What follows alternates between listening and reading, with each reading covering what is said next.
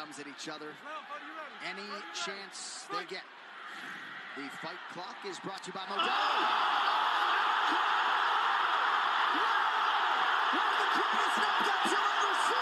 It's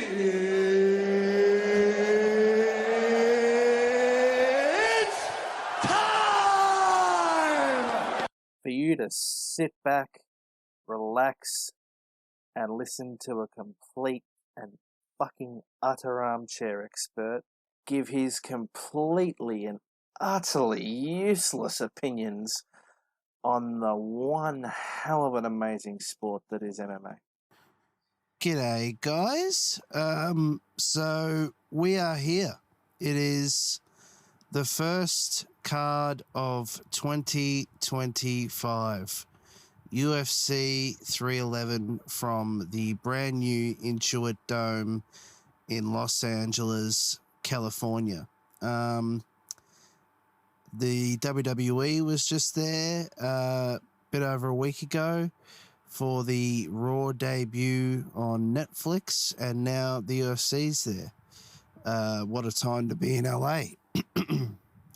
So I'm just going to talk about, I'm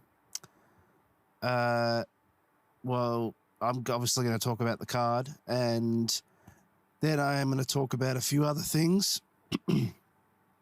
a retirement and a few other things. Before I end the podcast, I'm not going to do a recap of UFC 310 because we kind of already did that in the 2024 recap episode. But yeah, I guess let's just get right into it. All that and more when I come back.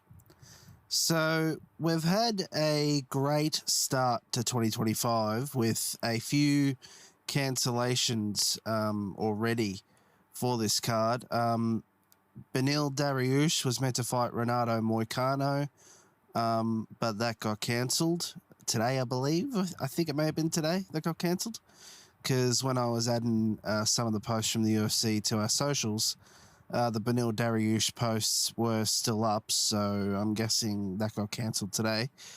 But yesterday or the day before, Dana White came out and announced that Islam Makhachev will no longer be fighting Arman Tsarukyan, again, pronunciation. Yeah, so I've had a couple of cancellations. So he's now fighting Renato. Well, he's now fighting Renato Moicano, the guy who was supposed to be fighting Beneil Dariush, which makes me think the issue was with Beneil with regards to that fight. And yeah, here we are.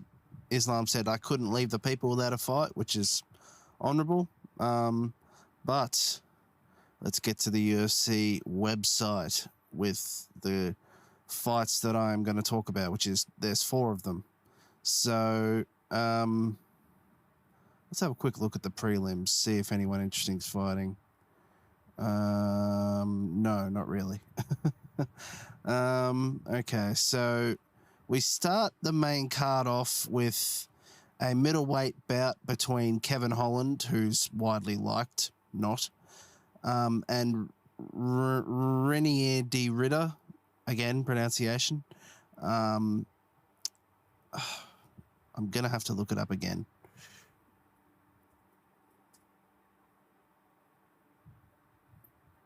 Okay, so they're saying the Renier de Ritter guy is the favourite against Kevin Holland, which is good because he's not really well liked.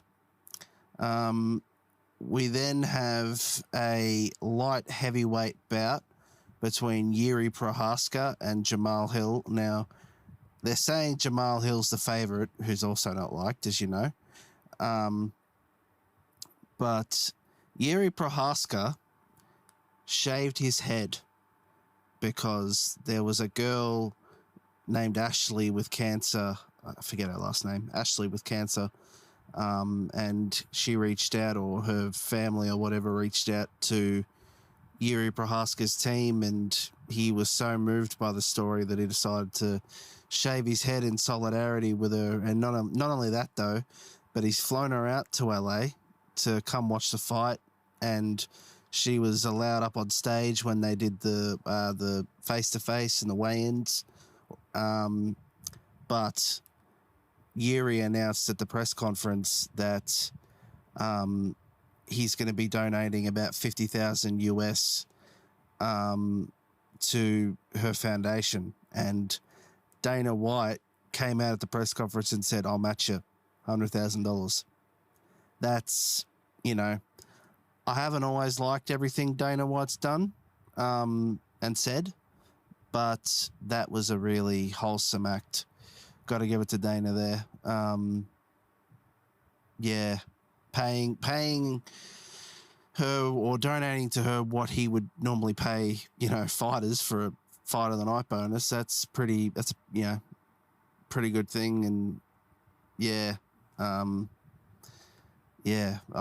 loved seeing that. But number 2, Jiri Prochazka versus number 3, Jamahl Hill, both pretty good rankings in a light heavyweight bout. Like I said, Jamahl Hill's the favorite. But now we get to the business end of the evening. We have a bantamweight title bout between Merab Dvalishvili and Umar Numagomedov, who's, if you recognize the name, he's Khabib's cousin. Number 2 ranked Umar Numagomedov in the bantamweight division. They're saying that Umar's the favorite, which is funny. That they normally say the champ's the favorite, but we'll see with that one, I guess. Which now leads us to the main event of the evening, a lightweight title bout between Islam Makhachev, who's the overwhelming favorite, unlike Merab, and Renato Moicano, as I said, who's number 10 ranked. I mean, obviously he got put in the fight last minute, so would have probably been a better rank had it not been for the other pullout. Kind of just worked out, I suppose. But yeah, that's UFC 311, man. Not really a great stacked card, I guess. But I did love that story with Jiri Prochazka, and I wanted to make sure that I talked about it. But yeah, I'll just take a quick break. And when we come back, there is a few things I want to talk about, including a retirement and a little bit more on, UFC 312, and a little more on this rumored boxing bout between Conor McGregor and Logan Paul. All that and more when I come back. So I just want to end off the podcast talking about a few things. First of all, UFC 312 upcoming in Australia, which for me, as I think I probably said in the recap, or the 2024 recap podcast, it is going to be not missed because it's going to feature the long-awaited rematch. Been over a year now, or it will have been over a year since it happened by the time this happens, between Sean Strickland and Dricus du Plessis for the middleweight title. But I have to say, there is a lack of Aussies on this card, because under him, I believe, is Weili. I believe Weili's fighting as well, which I'm also excited for. But there really is a lack of Aussies on this card, and it's kind of disappointing when you see that Jack Della Maddalena is going to be fighting, Leon Edwards in London. Why couldn't you have had him on UFC 312? Why couldn't you have had Volk, Dan Hooker, all the Aussie guys, even Bam Bam, even though he's been on a skid? Why couldn't you have had all those Aussie legends in Australia? That's what the people show out for. But they're putting 2 fights, which, don't get me wrong, I'm keen for. I'm going to watch them regardless.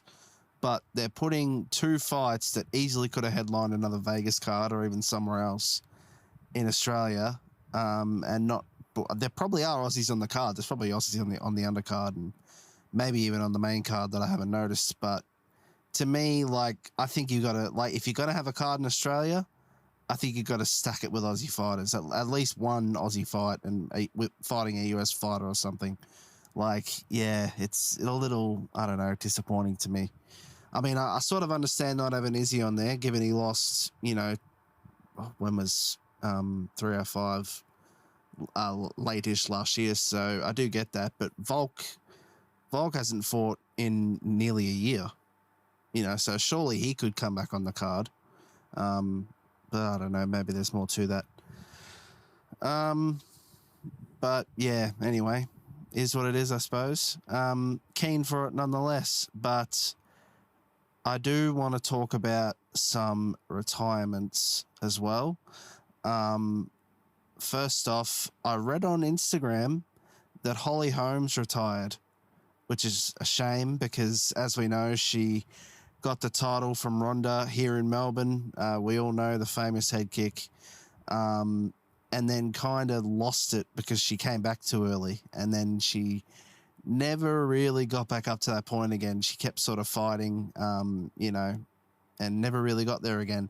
I do sort of get it. You know, she's 43, you know, probably wants to go on to do other things, make some money, I guess.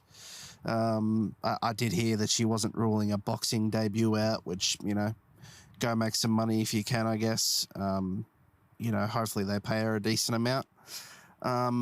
But yeah, I'll definitely never forget and always appreciate the Ronda Rousey head kick KO though, and even more that it was in my hometown of Melbourne. But it was announced today on the UFC socials, and I reposted that Chris Weidman has retired, which, what a sad story he has, man. Friggin' broke his leg against, who did he? No, it wasn't against Anderson Silva. I forget who he broke his leg against. Anderson Silva broke his leg against him, and then Chris Weidman broke his leg in pretty much the same way. Like I said, I forget who it was against. But he spent literally 2 years out and came back and, you know, only fought for what seemed like a very short amount of time, and now he's retiring. It's a shame. Like the UFC said, we'll never forget Chris Weidman. Yeah. Damn shame. It sort of makes you wonder what will happen with Conor McGregor when he ends up coming back, I guess. But speaking of which, very good segue. The Conor McGregor versus Logan Paul boxing match, which I touched on in the last podcast. This is what we'll just end the podcast with this. There are now rumors that it might not happen. Logan Paul's in the WWE, got a wife. I don't know. He's sort of mixing and flopping around with what he's saying. Like, if Nick Khan could give me $250 million, then I'll stay in the WWE and all that sort of stuff. You know, I feel like Logan's definitely considering it. You know, having Conor on his friggin' resume and that sort of payday. Like, how could you not take that? But I also think Jake's the one they really want. So I don't know. It'd be interesting if it does happen. Like I said, I can finally cover an actual Conor fight on this podcast, but who knows? But anyway, guys, that was UFC 311 and the podcast for it. Not that entertaining, I guess. Not that stacked in a way, but oh well. You win some, you lose more. But till next time, as always, catches.